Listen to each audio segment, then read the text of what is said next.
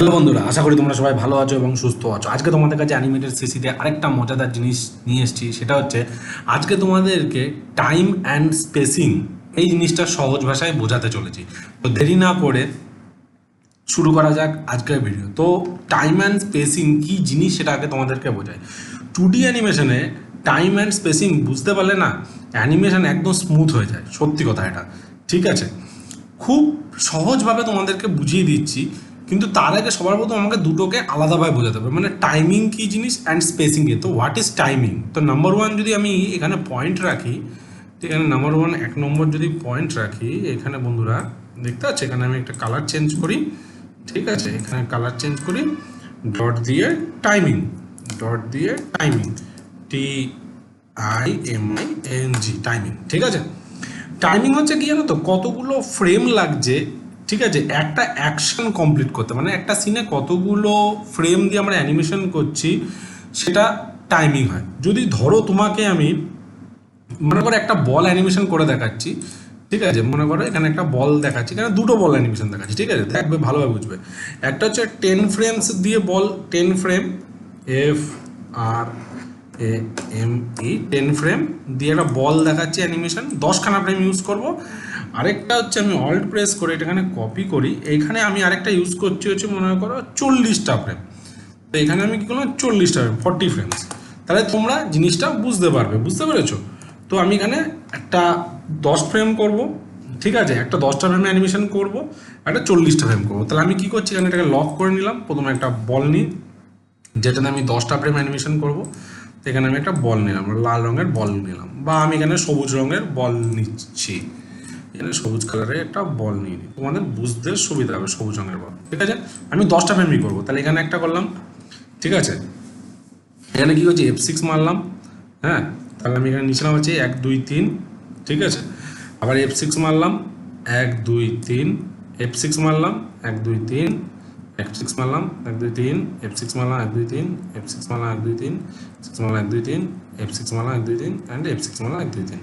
ঠিক আছে, দেখো তাহলে এইখানে আমি কি করলাম, 10টা ফ্রেম করলাম। দেখো এরপরে আমি আরেকটা অ্যানিমেশন করছি, যেটা হচ্ছে আমি 40টা ফ্রেমে করব। ঠিক আছে, তো সেম বলই নিচ্ছি, রিমুভ ফ্রেমস, ভালোভাবে বুঝবে। আমি সেম বলে নিলাম, এখানে হচ্ছে 40টা ফ্রেম, 40 ফ্রেমের অ্যানিমেশনস।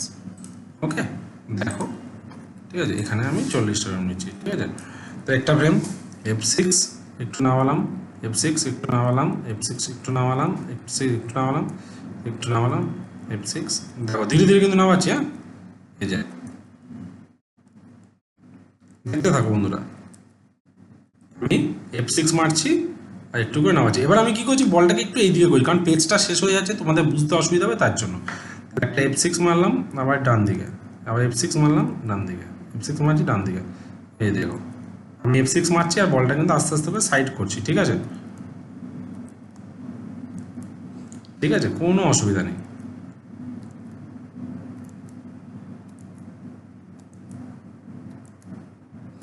সিম্পল জিনিস, কোনো, আমি আবার উপর দিকে একটু নিচ্ছি, হালকা করে উপর দিকে নিচ্ছি। ঠিক আছে, তো দেখো আমার দুটো ফ্রেমের অ্যানিমেশন হয়ে গেছে। ঠিক আছে, এবার দেখো যেই মুহূর্তে কন্ট্রোল এন্টার আমি রেন্ডার প্রিভিউ করছি, দেখো ভালোভাবে দেখো, যেইটা 10টা ফ্রেম আছে না, ঠিক আছে, যেটা কম ফ্রেম করেছি সেটা তো খুব তাড়াতাড়ি নিচে নামছে, এই যে তাড়াতাড়ি নিচে নামছে, দেখতে পাচ্ছ। আর যেটা আমি 40টা ফ্রেম করেছি সেটা দেখো খুব স্লো আসছে। ঠিক আছে, তার মানে কি, টাইমিং তোমাকে বোঝাচ্ছে যে কোন জিনিসটা ফাস্ট এবং স্লো করতে সাহায্য করে। বুঝতে পারলে জিনিসটা? তো আশা করি বন্ধুরা তোমরা টাইমিং জিনিসটা বুঝতে পেরেছো। এইবার যেটা বোঝাতে চলেছি সেটা হচ্ছে স্পেসিং। ঠিক আছে, স্পেসিং কি জিনিস, আমি তাহলে টাইমিংয়ের জায়গায় আমি এটাকে লকটা খুলি। এইবার তোমাকে বোঝাই যেখানে টাইমিংয়ের সাথে এখানে করছি স্পেসিং। ঠিক আছে, এখানে আমি 2 নম্বর দিলাম স্পেসিং। স্পেসিং স্পেলিংটা লিখে দিই একটু। ঠিক আছে, স্পেসিং হচ্ছে SPACING, স্পেসিং। ওকে, এইবার স্পেসিং যদি আমি সিম্পল ভাষায়, স্পেসিং হচ্ছে প্রতিটা ফ্রেম, ঠিক আছে, এর অবজেক্ট কতটা ডিস্টেন্সে মুভ করছে। মনে করো আমি যদি এখানে অনিয়ন স্ক্রিন অন করি, তুমি দেখতে পাবে এই যে আমি যে এই যে আগের ফ্রেমটা, এই যে আগের ফ্রেমটা আছে না, এই যে দেখতে পাচ্ছ, এই যে আমি আগের ফ্রেম অনিয়ন স্ক্রিনটাকে অফ করি একবার, ভালোভাবে বুঝতে তোমাদের সুবিধা হবে, জুম করছি।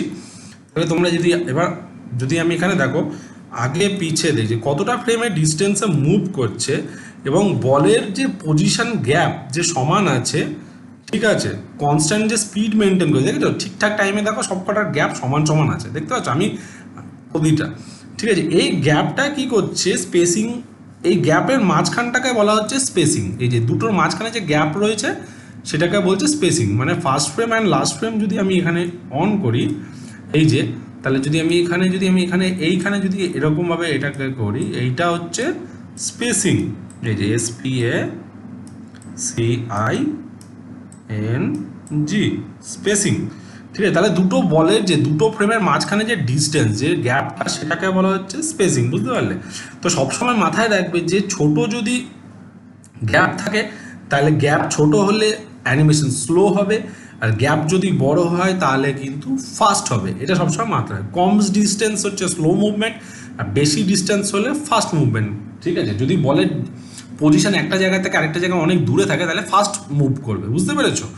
তো আশা করি বন্ধুরা, যদি যদি নর্মাল যদি আমি বলি তাহলে হচ্ছে শুরুতে তুমি খুব ধীরে ধীরে টাইম অ্যান্ড স্পেসিংগুলোকে ধীরে ধীরে মুভ করে করে বুঝতে শেখো, তাহলে তোমাদের সুবিধা হবে। তো আশা করি বন্ধুরা তোমাদের আজকে টাইম অ্যান্ড স্পেসিং কী জিনিস তোমরা খুব ইজিলিভাবে বুঝতে পেরেছো। যদি তোমাদের এটা বুঝতে কোনো অসুবিধা হয় তাহলে তোমরা আমাকে কমেন্ট বক্সে কমেন্ট করো, আমি নিশ্চয়ই তোমাদের হেল্প করবো। তো আজকের ভিডিওটা যদি তোমাদের ভালো লেগে থাকে তাহলে অবশ্যই তোমরা তোমাদের চ্যানেলটিকে লাইক করো, কমেন্ট করো অ্যান্ড সাবস্ক্রাইব করতে ভুলো না। নেক্সট ভিডিওতে আরও কিছু মজাদার জিনিস নিয়ে আসতে চলেছি, তো সঙ্গে থাকো, সাথে থাকো, বাই, ঠিক আছে।